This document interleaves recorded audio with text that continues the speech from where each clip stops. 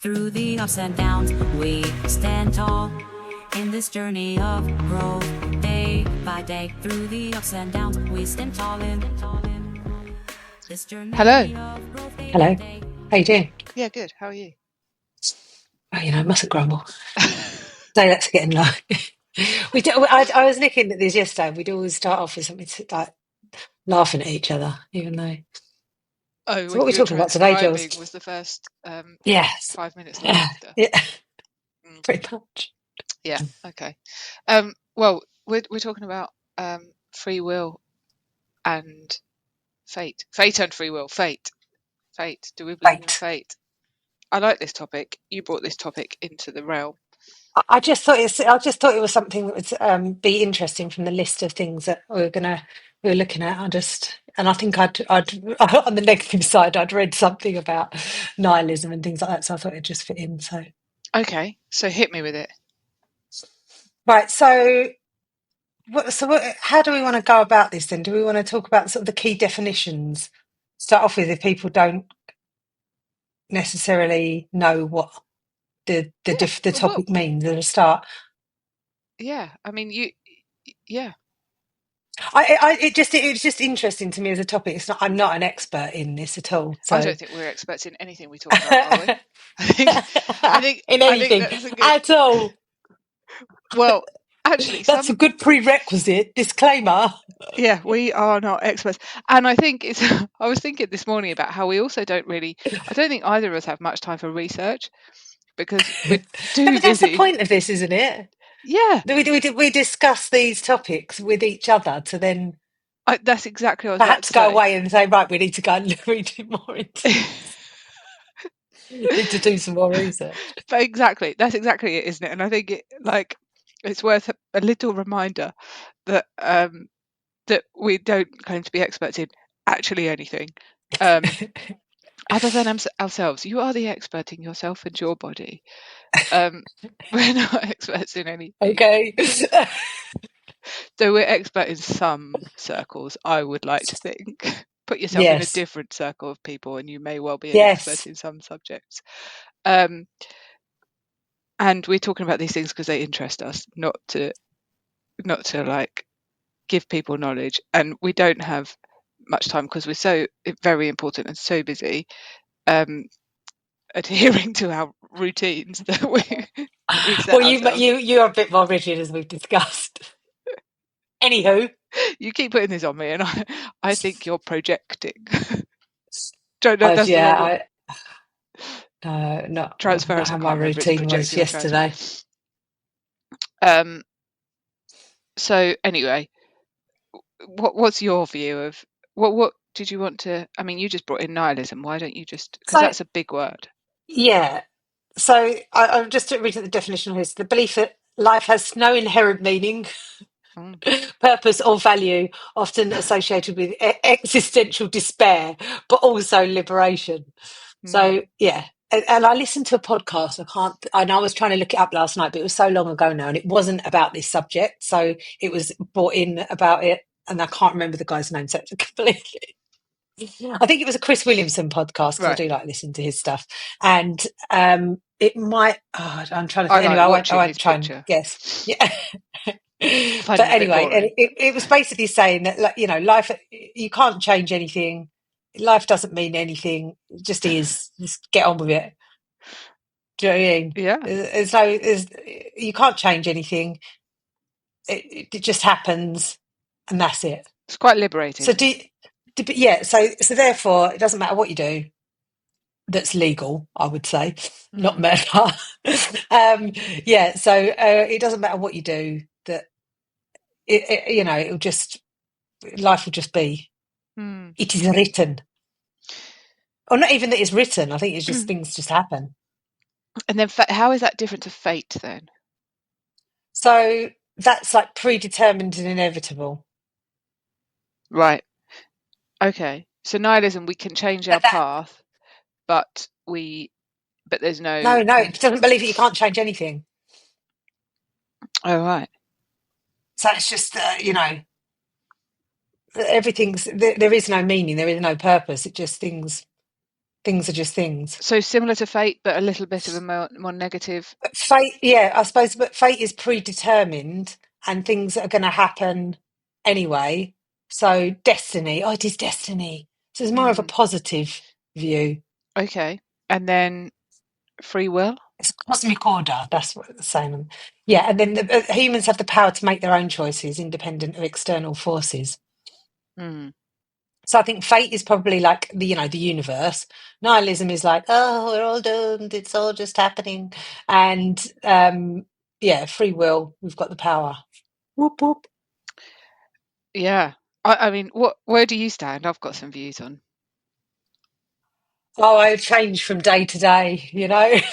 And I situation to believe. situation. Yeah, I don't know, but I do think that you can cut. You can. I think it's a mixture of fate and you putting yourself in line. I think it's a mixture. Putting yourself in line? So you've got. I think it's to do when you're saying about like the universe and things like that. I do believe. Like I don't believe in say God as such, but I Mm. believe in a hut. There is something. There is something there. Yeah. Is there an in-between, do you reckon? I don't know how much influence you have over things, as in like that the higher stuff. But I do believe that you can map out your own life and you can set things into play. Mm. And I don't think it's necessarily always easy either. And I think a lot of the time you think things are going to happen instantly, and when they don't, then it's like, oh, well, it doesn't work then. Like law of attraction and things like that. Yeah, law of attraction's an interesting one, isn't it? Because Because you weren't. I remember when we were talking about this many moons ago, and we were talking about The Secret. For anyone that's listening that may have read The Secret, and how you can, what you think about, you bring about, and things like that. I suppose is that a good? I don't know if that's even in here, but yeah, I do think that there's something in that as well. what do you remember years ago from I me? remember you saying, sorry, I was just looking at that. I remember you saying that you weren't necessarily, you didn't necessarily agree with it, or you weren't bought into it. I don't know if that's changed. That Did was I a say long that? time ago. Yeah, yeah, because I was like that. Why did you never tell me about this? Because I remember when I first read it, it was Sean was here, and I'd never heard of it. Oh, how I've changed. Um, I And you were just like, yeah, well, meh. Yeah, I do quite believe in it, but I believe in it. I think, and I certainly hear people talking about this, experts in the subject, how if Mm. we think that we can create through thought, then maybe we're a little bit silly. Um, I do believe in manifesting, but I believe you've got to go out there and get it. Um, how to explain this? Oh, I've got friends. I mean, they're great manifestors. They don't necessarily feel like they're great manifestors, but they really wanted a ski holiday, and it was not something that was within their budget right now. And then some friends, and they kept talking about their ski holiday and wanting their ski holiday, and then friends who are very wealthy offered to take them on a ski holiday, and they had an amazing There you ski go. holiday. And I'm like, you manifested this ski holiday, but they you put it out there. It's a bit more than just sitting on your sofa in front of your TV 24 hours a day thinking, I want a ski holiday, I want a ski holiday. Like, you've got to go out there and That is the thing. You've got to put yourself in the way. So if you've got to put yourself in fate's way, yeah. rather than saying that from a nihilistic point of view that it's all predetermined, so it doesn't matter. But Mm. then who's to say that it's not the other?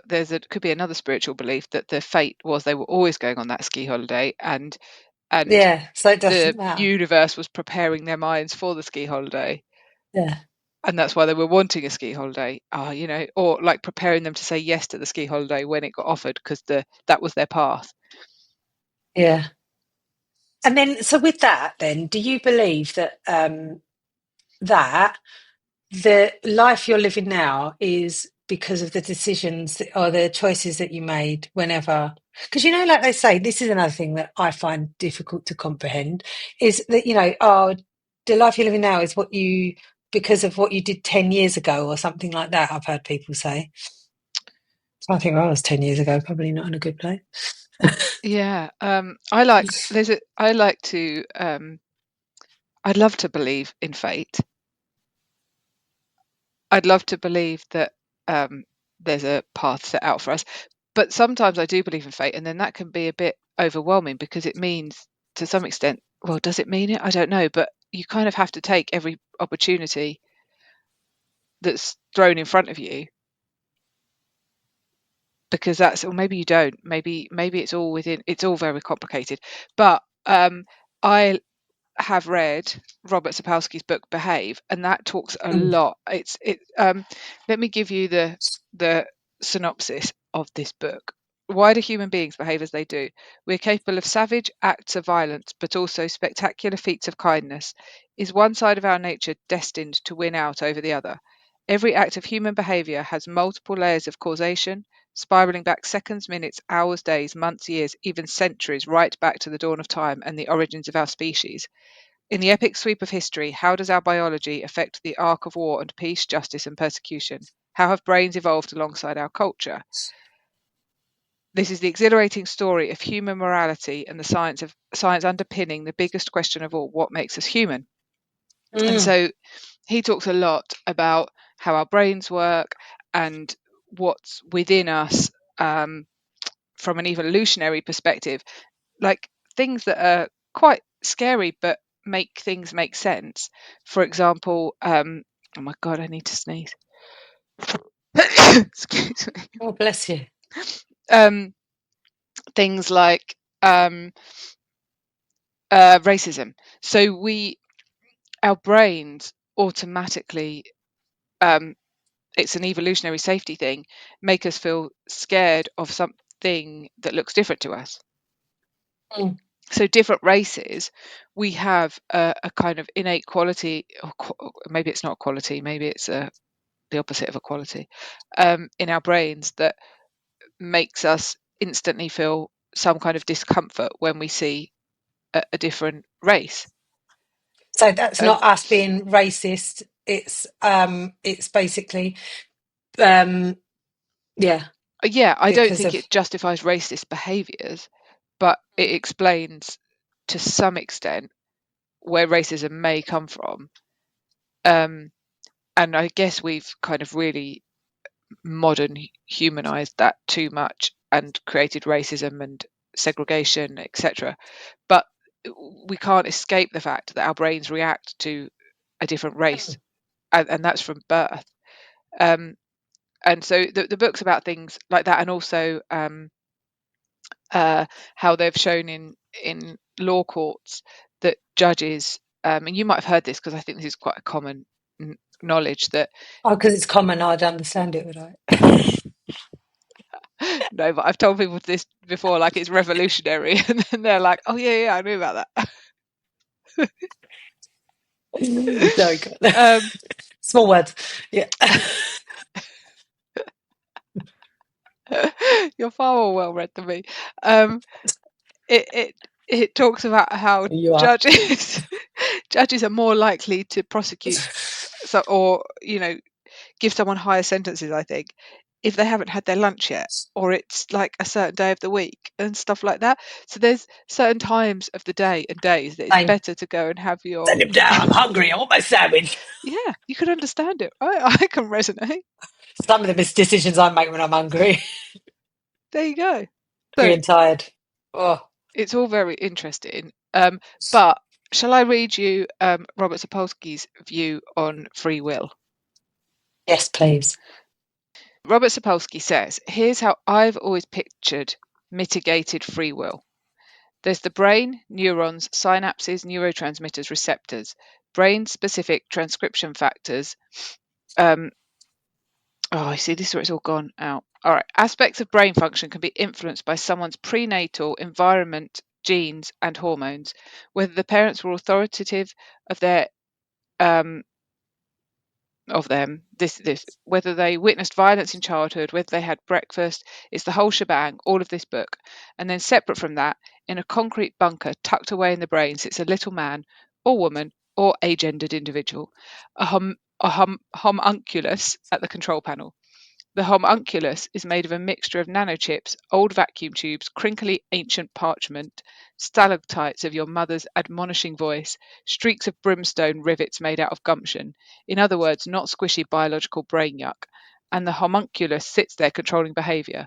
There are some things outside its control. Seizures blow the homunculus's fuses, requiring it to reboot the system and check for damaged files.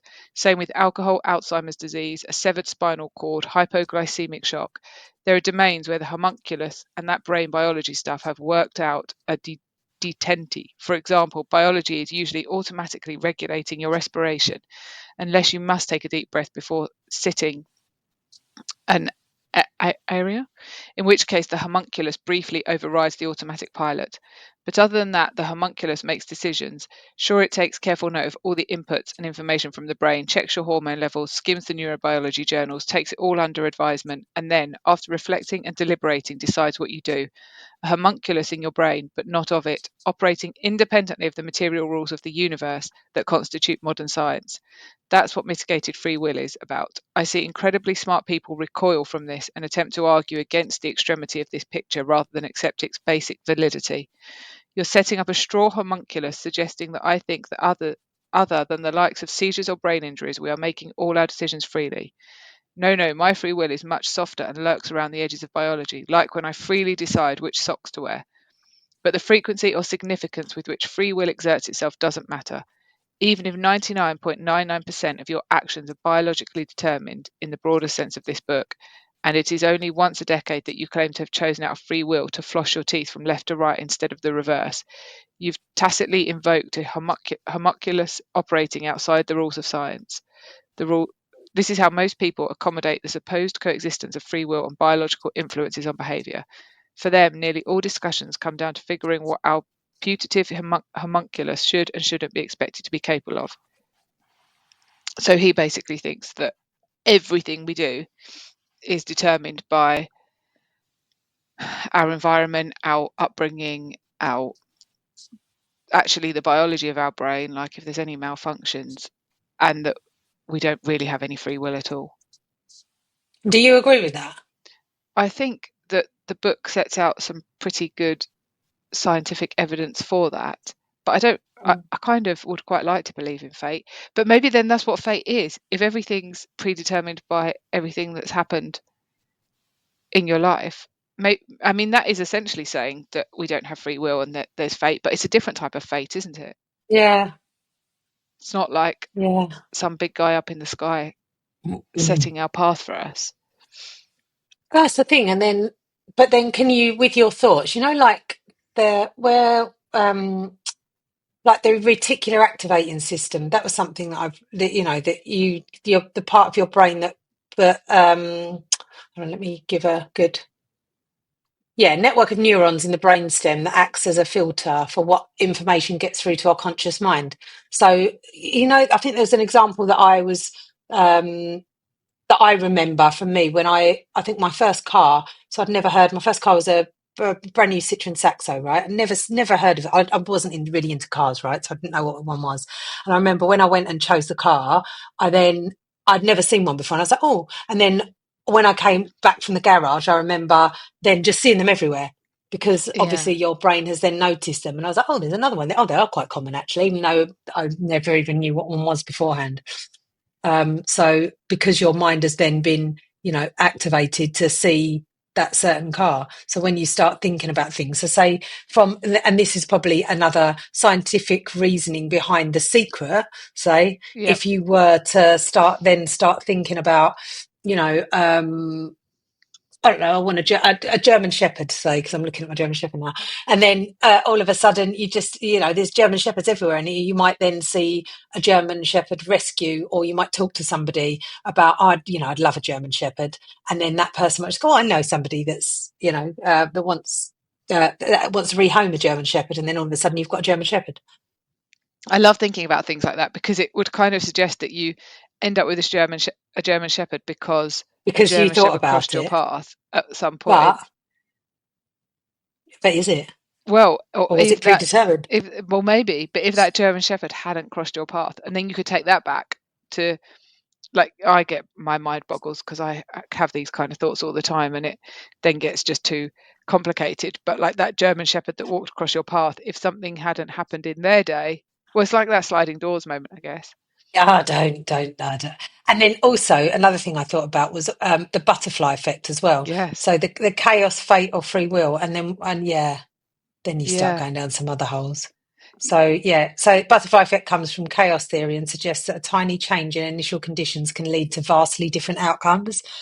Yeah. So a butterfly flapping its wings over in somewhere else can lead to a hurricane or whatever. Yeah. Can it? I think that's not actually true. It's just a No? Oh metaphor. yeah, a butterfly flaps its wings in Brazil, and weeks later, a hurricane forms in Texas. Yeah. That's an example. Yeah. I So a think small it's a bit decision, metaphorical. yeah, but a small in human life. Well, no, they did scientific experiments on it. They Right. did actually do a list of. They did like some predictive scientific experiment that would say on the energy from a butterfly's wings. Let's all flap our wings and create storms Yeah. around the world. But yeah, no, that is really interesting. That one tiny thing. It's the snowball effect as well. Mm. Gather momentum. Tell us more about chaos theory. I don't really know too much about chaos theory, to be quite honest.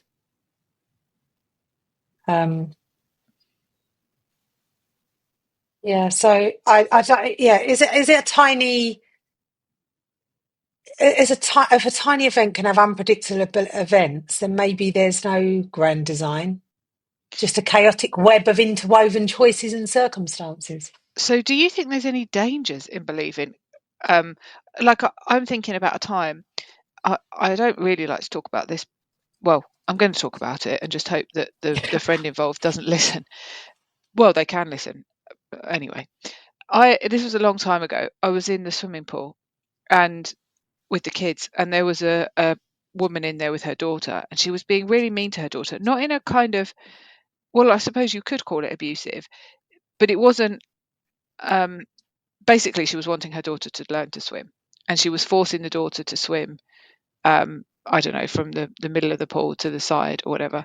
And the daughter was only little, 2 or 3, and you could tell she was absolutely terrified. Like I could see her kind of shaking. She was in a real state of fear.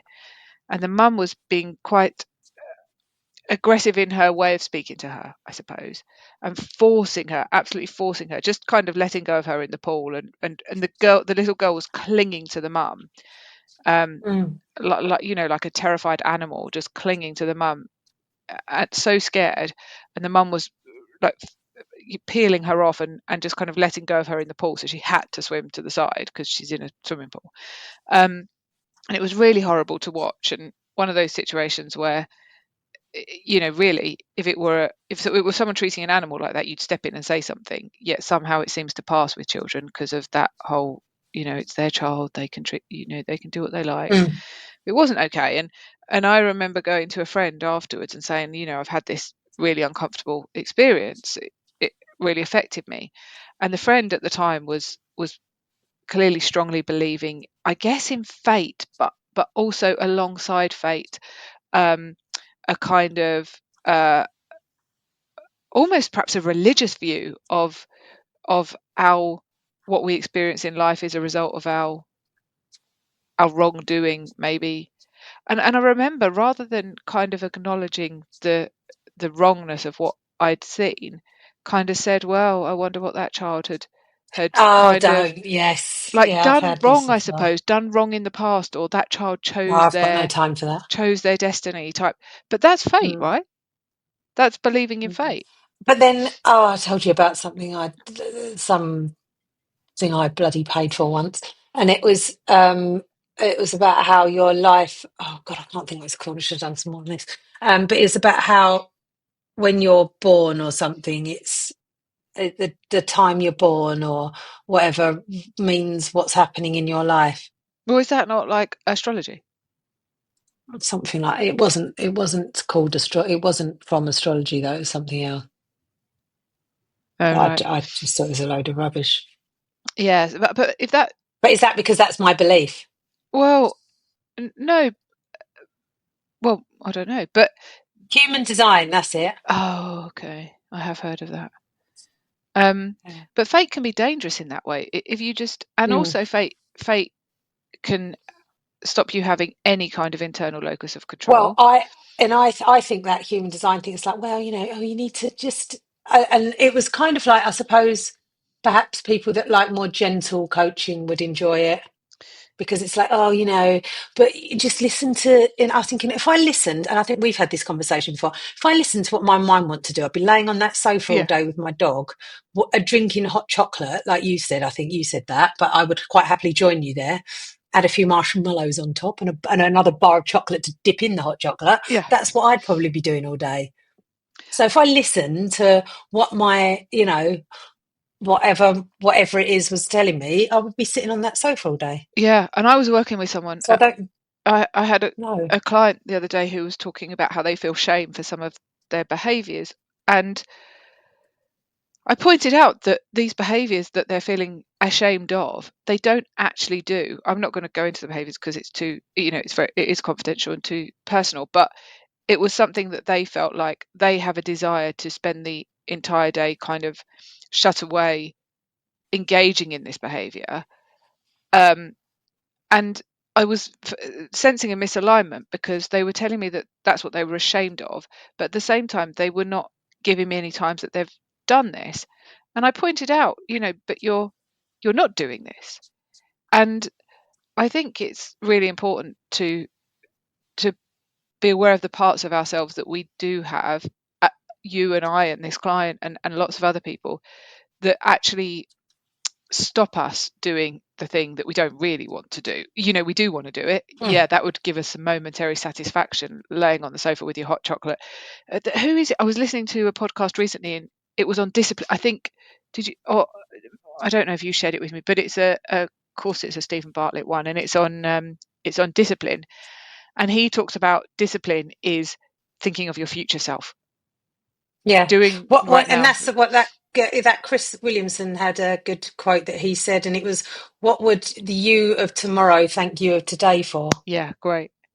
Yeah, So when you're trying to make a decision on what you like, so would Angela tomorrow be grateful that you sat on the sofa and drank a hot chocolate for 2 hours instead of creating some content, or yes, instead of writing a blog, or you know? exactly that. No, Angela Yeah, tomorrow would be very angry at you and have some choice words to say. yeah. But then, yeah, so that's, yeah, yeah, Well, so what I was going to say is when you can do that, when you can think of your future self, then you have that quality. It doesn't matter. It doesn't really matter what deep within you want to do. What you think would bring you joy. But I don't know how we've yeah, really got onto this from no. fate and free will.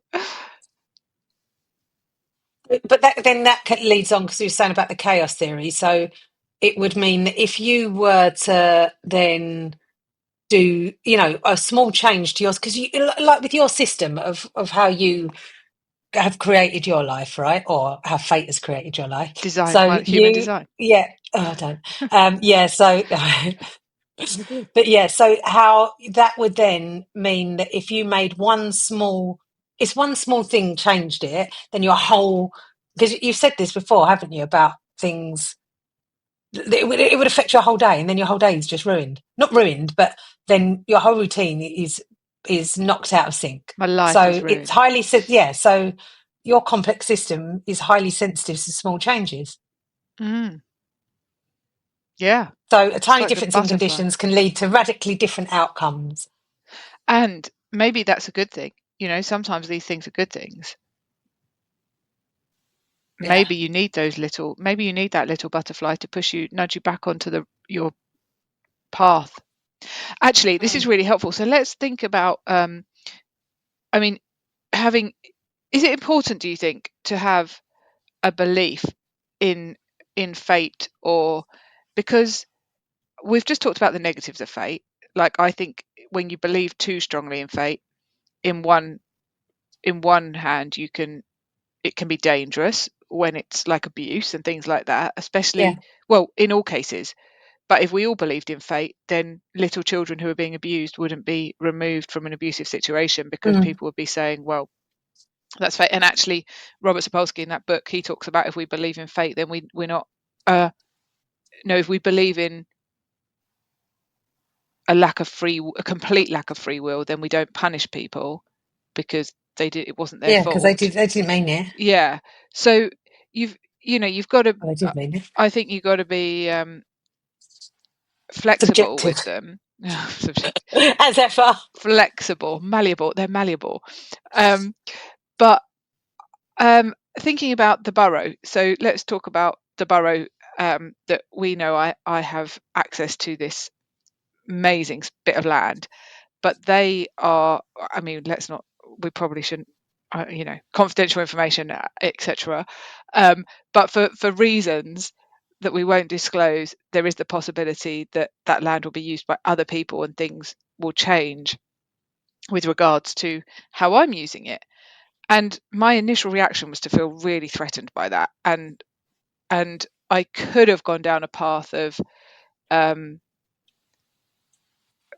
real downer, I suppose. But I actually made the choice in the moment, and it was a choice, because my natural reaction would be to go down the feeling threatened route, the uncomfortable, the upset, the disappointed, all the negatives. But I made a conscious decision to sit with it with open curiosity, almost from a perspective of fate. Like, okay, well, let's watch this and see what happens, because it's interesting, and kind of just step back from it, not try and control it, not feel disappointed and frightened and uncomfortable, but just feel curious and open whilst still working on it. Yeah. And maybe that's where there's a combination of the two, because if you just go down fate, then you don't work on something, do you? Because it's going to happen anyway. That's it, isn't it? So yeah, but do you know anybody that lives like that, that just doesn't worry? Because I think I sent in a message to you yesterday that I live too much. I think about the past a lot, I think about the future a lot, and then perhaps don't sit in the present, because I'm trying to make sense of the past. I'm trying to create a better future, but when am I ever really in the present? That's But not then, my. but then is that then? Because I know not everybody thinks like that. So then, I might just make it. I honestly think I make my life very complicated. What future are you When trying to create? like the future that I'm trying, like it's basically like a better future than I've had before, like a better life than I've had before. I feel like, when I see you, or how I see you, is maybe a better way to say that, is that you're in the present. No, no, not at all. It's interesting. I definitely don't feel like I am. But do you Not have at a all. plan for the future? Yes, but it's taking forever. And this is the thing. I think that's why What's your plan? if I tell everybody, then no, it doesn't necessarily happen, does it? That's like, what kind of belief is that? Yeah, well, no, because I don't. It's in my head Is at the it fate? moment. Is it going to happen anyway? Well, this is it. I don't know. I'll tell you Oh. when it does or doesn't happen. There's lots of things that I'd like to improve. I don't necessarily want to talk about it in a public arena. There's lots and lots of things that I want to. Yeah. Oh, okay. I mean, I find it really hard, because I'm trying to now put myself in your shoes, which is impossible, and understand, what you think and how you think. And then bring it back to myself and That killed say, that conversation. well, this is what I Yeah, think but you I think. don't. Yeah, see, I definitely am. Yeah, I've got other things that I want to be doing and be creating that aren't necessarily what I'm doing now. Definitely. But then, are you really in control of that? What's stopping you from doing it now?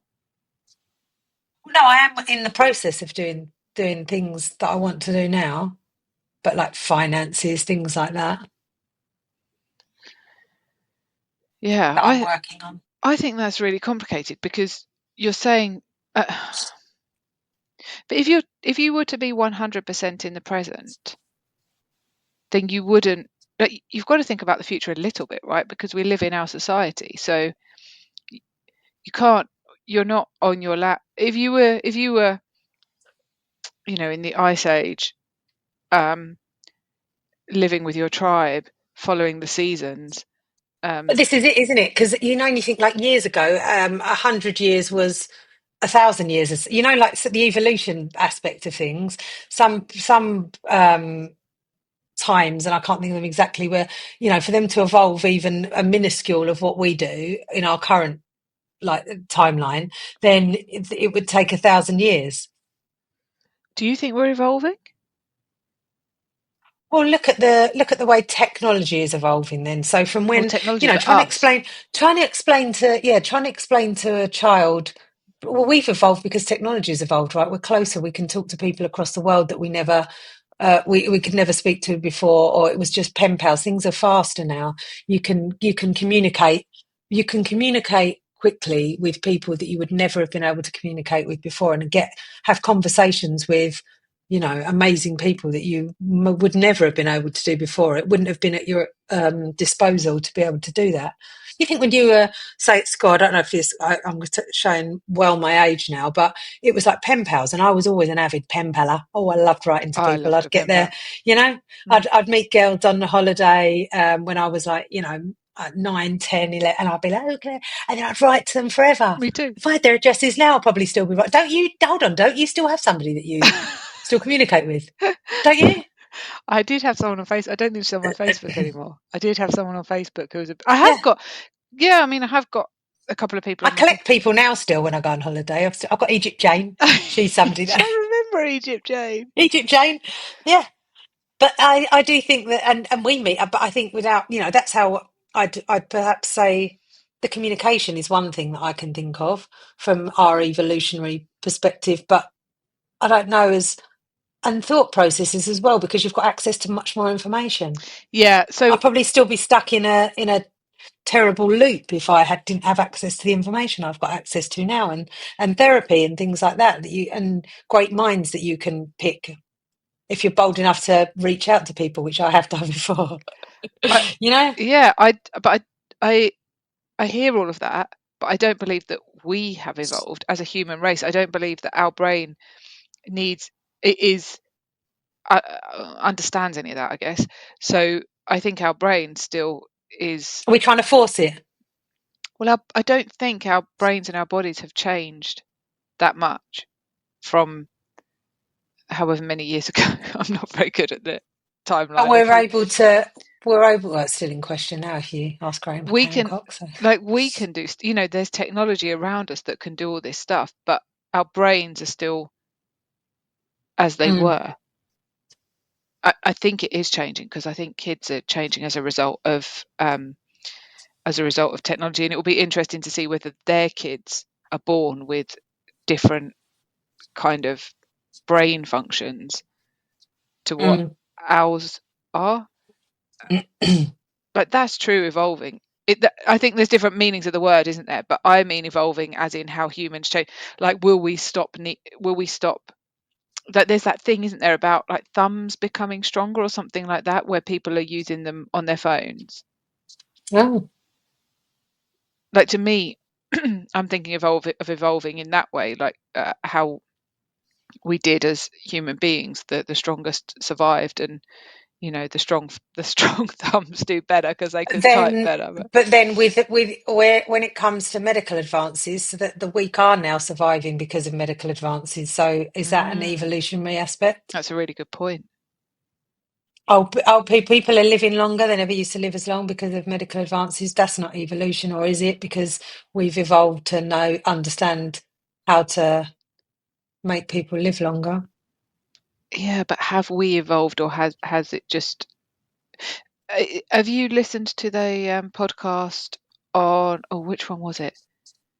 Where they're talking about, it was, dare we mention Who that we was it? listened to it? It was Elon Musk, I think, Mm. where Oh yes, love he him. was Rogan. talking about the population dying out, and his belief is that we need to do this technological stuff really bloody quickly, because he thinks that we're not going to, the people with the technological intelligence are maybe not going to be born, because people are not having so many kids, and Yeah. he seems to think the human race is dying out pretty much, but there's a crisis on our hands. But I love Elon. that was interesting. That's a controversial subject. Yeah. But Well, I did numbers don't enjoy that lie, do they? podcast. I Numbers did don't enjoy lie. that podcast. Yeah. So fate can be dangerous, but I'd love to believe in it. Mm.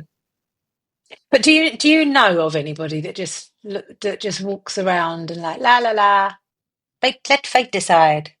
Because there was that book, But wasn't they there? wouldn't Who was that guy survive, who, would who they? just said yes? Who just said yes to things and went off in, I think you told, or did I tell you about No, it? but I'd love to read it. It was that guy. He's written a couple of books. Oh my It God, I'm wasn't the terrible with Surrender becoming here. Project. That's it, yeah. Oh no, I haven't read it. I read the one before, which is, oh gosh, it's a really well-known book. Yeah. Hold And on. I can't even remember who he is. Yeah. Was it good, the Surrender Project, then? Yes, it was. Oh, the Surrender Experiment, Michael Singer. Michael Singer. And what's his other book? I'm just trying to find it now. But yeah, it's hold on. Yeah, that was really good. And where did he end up? Oh God, he ended up on a building a house, or having a house built for him on some that turned into like a commune, and people just came and went, and Oh, he had amazing. people living there that he didn't necessarily want to live there. And then this big yoga. I'm really probably doing this book a massive injustice as ever, but he ended up having this yoga. The person who invented yoga or whatever coming to stay there and do like retreats, and yeah, it was mad. That Wow. really good book. Oh, The Untethered Soul. Untethered Soul. Letting go of mental resistance. I would Yeah. like to know how he's living now, though, then. Hold on, because I did probably know that, but my retention of knowledge. Because that would be really interesting. That book's a while I think old, isn't it? yeah. No, because I think I did look this up at the time. Hold on, he offers an online course titled Michael Singer is renowned for his works on spiritual. Oh, I've got a picture of him. And mindfulness, continues to be active in sharing his teachings. He hosts the Michael Singer podcast. Maybe we should get him on, where he delves into topics such as acceptance, clarity, and living in the present moment. Additionally, he offers an online course, and he leads sessions at the Temple of the Universe. Bold. A yoga and meditation center he founded in 1975 in Alcoa in Florida. Alakua. Did he found that when he Butchering wrote that. the Surrender Project, then? Yes, that's what he was doing. So Meditation center. he He ended up acquiring land, like somebody gave him land, and then he was like, "Oh, I'll just do this. Oh, we'll have this." And then things came to him, well, that's and it me. was like Someone's given people land. came to him. Yeah, Oh, exactly. maybe You're I him. should read it. Maybe I should give it to them. You should. I definitely told you about it at the time. Told you. Because what's the other one? The Untethered Soul. That's very Yeah. similar to The Power of Now, I think. Is it similar to that book? Oh, And they're kind I of, just and lost I you find then. those. I can't hear you. Can you hear me now? Oh yeah, I can now. Yeah, you just went. The Untethered Soul is very similar to The Power of Now. I think I'm getting the two books right. It's The Untethered Soul, definitely, and I'm just unsure if it's The Power of Now. But I find the like the viewpoint almost too complex to understand myself. But it's a separation of the you from the you. Sorry, my dog's moaning in the background. I'm sorry. You were trying to Did do you? that subtly. But I can't not laugh. And I know you were doing that to try and not be heard on the podcast. This is like, I want to say like the Big Brother house. Angela just looked at her dog and did a big silent shh.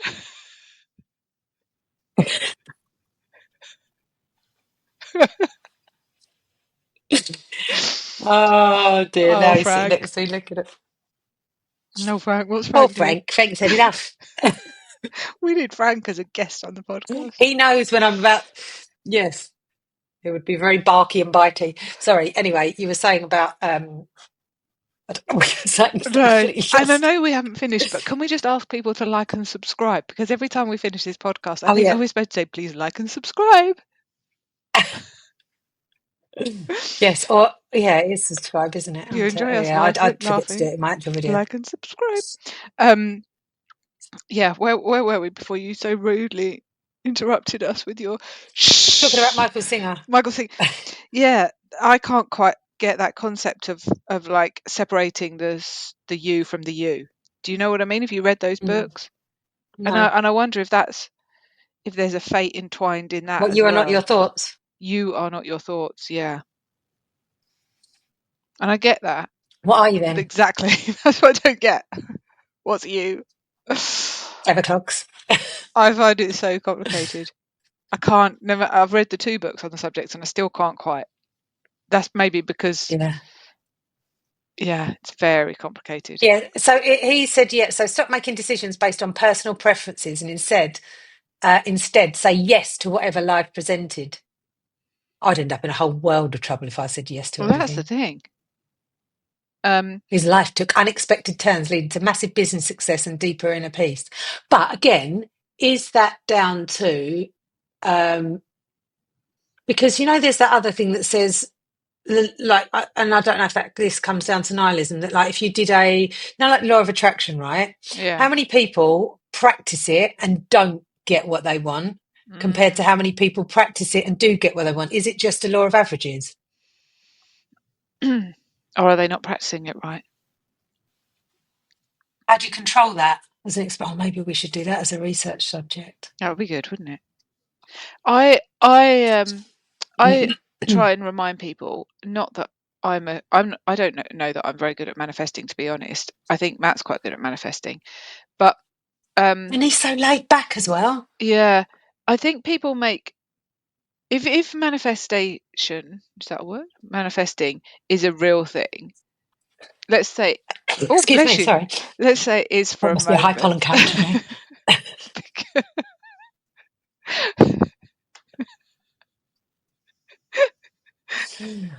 Go on. Let's just talk. Some people would think we're very fanciful saying that the law of attraction is a real thing, but is that right? Is that a word? Fanciful. It is now. Fanciful. You're so fanciful.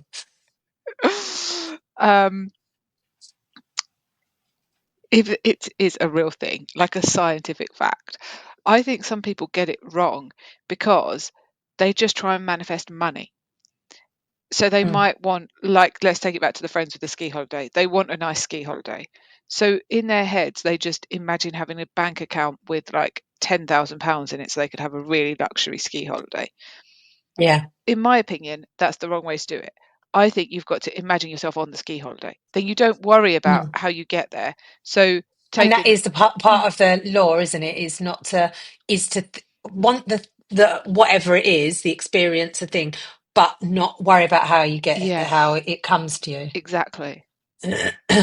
Yeah. And do you do that? No, because do I do it? Probably yes, and probably no. I think I perhaps do, but possibly not intentionally. I think I've got too many limiting beliefs to do it intentionally, if that makes any kind of sense.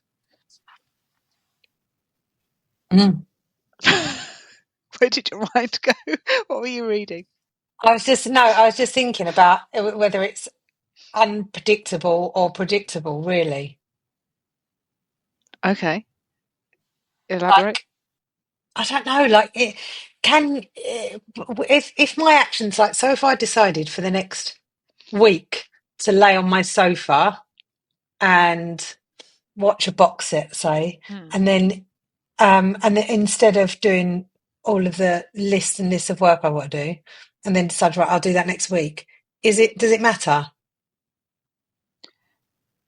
Not if you believe in nihilism, it doesn't. Yeah. Or am I wasting opportunities? I think different people would believe different things. What would your future self think? Oh God, I'd be terrified. I'd be like, get up! What are you doing?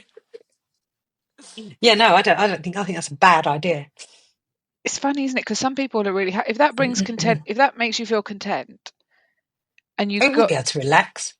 no, I wouldn't either. But say you got to your deathbed and you look back and you think, oh, I had a really nice time spending my life on my sofa watching box sets. Like it was just relaxing and felt good. But then I do the other day when Sean's here, I and she's like, "Oh, do you want to go out for a walk at lunchtime?" Saying I'm like, "Oh, I'm really busy," but I never say no to go and if she wants to go for a walk at lunchtime. Like I probably shouldn't because I've got a ton of stuff to do, but I never say no to going out for like if she wants to do something because I'm like, oh, she's not going to be living with me forever, and I definitely that's an opportunity I should take. And Whether it's or not I'm healthy. busy. It's good for you. Like there's loads of things Yeah, that are beneficial about that. yeah, I think yeah, that's a you're making a conscious decision. You actually probably should go for the walk yeah, if we're going to yeah, bring shoulds yeah. into this. Ooh. Yeah, yeah, yeah. You're right. But I do sit there and think that sometimes I'm like, oh, but I've blocked out this, and then she's like, oh, do you want to go for a walk? And I'm like, yeah. Mm, I'll just stop that because I do think like, oh, whereas many years ago I'd probably be like, nope, I've got this work to do, and then we'll go out at whatever time. I can yeah. only go out at this time. So you're finding a little balance in your life. Yeah, maybe. But I just think, like, that's something that I will say compromise on, but I wouldn't just sit there on the sofa for a week and watch a box set as much as my mind would be like, go on. I bet you'd get really bored after a couple of days. I would. Yeah, yeah. And not moving, you'd ache. I bet you'd ache Do from you not look back moving. with regret thinking about this? Because I've never been a big like box set kind of person. But Mm. there was a period of my life before kids where I spent a lot of time, and actually even in the beginnings of kids, really, I spent time watching TV and I don't know, I didn't have. Well, I was older than you. How old were you when you had Sean? 23, Yeah, so I was 22, 29, 23. 29, 28, nearly 29 when I had Ezra. That was a heap of time that I could have really, really achieved some stuff. And I didn't. I kind of dossed about, really. I mean, I Yeah, but wasn't then a. is that not what you're supposed to be doing at that age No, instead of. well, now I think, now sometimes when I see people like Stephen Bartlett, for example, who's what, like 30 and achieved this. But what's he giving up in return? What are all these people that are like, your Chris Williamsons? That he's like, I don't know, 30s. That he's late 30s, doesn't have a wife, doesn't have any kids, but wants all of this. But he's given, and he talks about this in his podcast. Not being, he'd listen to this. Sorry, Chris, but like, and you're just like, I'm not saying you are, but he basically says that and I think he did a Q&A recently. So from one of these bro people that are big in their realm of people, has basically, talks a good game about people. You should get married, you should have kids, you should, but himself doesn't have a long-term relationship and openly admits because he chased after things back then. And then I listened to another very young guy who's probably not, I doubt he's even 30 yet, but I like his stuff. I listen to him. And he basically has just got engaged and, and Mr. Beast as well. Very, very successful youngster. And he basically is factoring in, I think he's just got engaged, but he's like literally, well, it's like a computer game for him, like where he fits in having children, and because he wants to be at home, but he also wants to create businesses and he wants to, Yeah, and they're but missing out, I think. I don't look back with regret because I just don't look back. I just kind of try to look forward. But if I did take a moment and look back, I think I'd be like, blimey, like I wish sometimes when I hear people talking, I'm like, oh, I wish that I'd been the me now then. Maybe I Yeah, needed to go. yeah. I needed to go through that journey. I needed to go through all of those steps to get to where I am now, and it just took a really long time. Maybe that's based on where you start, like But your this is experiences as a another thing is child. like, yeah. And also, I think for me, I've never had the chance to relax. I've never had the safety to be in I've always been trying to either make ends meet or I've from when I was 17, I've never had the opportunity to be I suppose I've always been the one that's had to be the breadwinner as such. So therefore, do you get the chance to relax and really do the things that you perhaps want to do?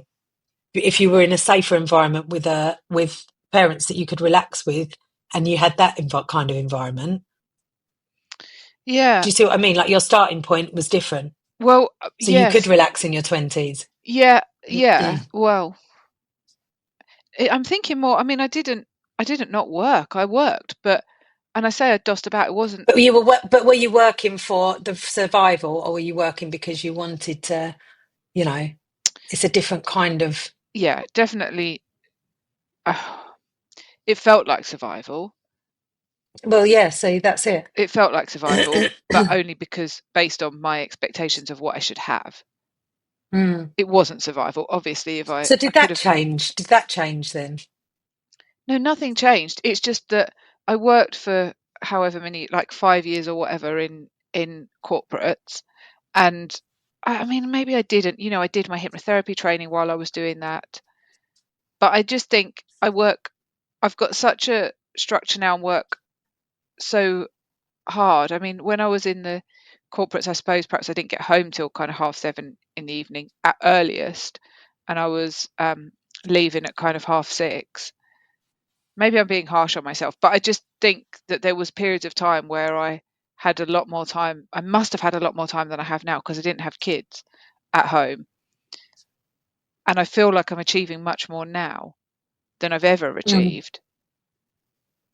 So if I put in the effort back then to life that I'm putting yeah. in now But with you didn't no know. You didn't have the kids, knowledge, did you? I didn't have the knowledge. And so where I say the starting point, I think some people are brought up with such a kind of wide view of the world. Like I met some girls a couple of years ago that were very early 20s, like 23 years old. I think of Sian. I mean, Sian, I feel like is a little bit more like this, but they'd been to that place in Costa Rica that my friend Mm. goes. I don't know what you'd call it, like a retreat kind of center where it's all about doing workshops and Wellness. self-development. Yeah, but it's not like yoga and Yeah. healthy eating. It is that, but it's also kind of all day workshops on self-development and stuff. So Mm. they're really developing themselves and growing and learning that kind of stuff from such an early age, whereas I didn't fall into any of that until late 20s. And I wonder what set them on that path in the first place. They must have had an awareness of that. I didn't have an Yeah. awareness of that at that age. And so if you start life, I think Sian does because of you, and I think Ezra and Shiloh do because of some of the environments that they're put into. Like Joe, my friend Joe, who does his gongs, he attends a lot of ceremonies, like sweat lodge type events, kind of Native Mm. American traditional indigenous ceremony type things. And he's taken his son with him since he was forever. Um, and so his son, even though he might reject it, he will start from a place of having an awareness, just a more, what would you call it, like a broader, wider awareness of what Mm. experiences there are in the world. And then if you've got all of that from a young age, when you hit 20, you don't have to start there. Yeah. Yeah. You've learnt all of that.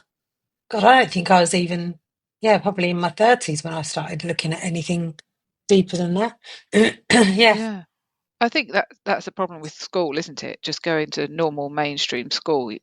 So much of the focus is on um, just the academics and Killing, those. killing children's Oh, um, brains. Yeah, but there's no time I for don't. I anything just. else. There's no time for any other exploration. But I suppose if your parents are doing it, then you see it. Yeah. So. But if fate's And a then thing, would then it that doesn't mean? Yeah, matter but I anyway. was going to say, but then yeah. Is that the fate that your children are then learning all of this now, or was that meant to be? Is that how we're evolving as modern humans? Is that our evolution, that our children are more spiritual than we were? No, I don't think so. I think that's just us. Well, I know people who's really not like that. But maybe what do you mean? they just don't have their children won't have that knowledge. They bring their children have. I can see them kind of similar to what I was like when I was younger. Mm. But then my parents might dispute this. They might say we showed it all to you and you weren't interested. Yeah, I definitely did not. I can wholeheartedly, with my whole life, betted on it. Betted All the value, I money in suppose. the world. Yeah. Yeah. So shall we conclude this with a Yeah. do you have any strong belief either way? I think you can make your own. I think you can conjure your own future or your own life. Curate. But how and what means you do it are, I think, interchangeable. Like there can be aspects of fate, and then perhaps the universe. So it's So not it is. all or 'Tis nothing. written. Yeah. It's quite nice to have And a what about little you? openness. Yeah, Final thoughts? I would love to believe in both. I'd love to believe in fate and the excitement of what's next in store for me. On the flip side, I'd love to believe in being able to determine my own future, because it means if I work hard and Yeah. take myself in a certain direction, then I might be able to make it happen. I think it's just nice to be open Yeah. and work. Bring to me what you will. Bring to me what you will. But I don't think we should just sit on our sofas and do nothing. Oh, that's my day ruined. Yeah.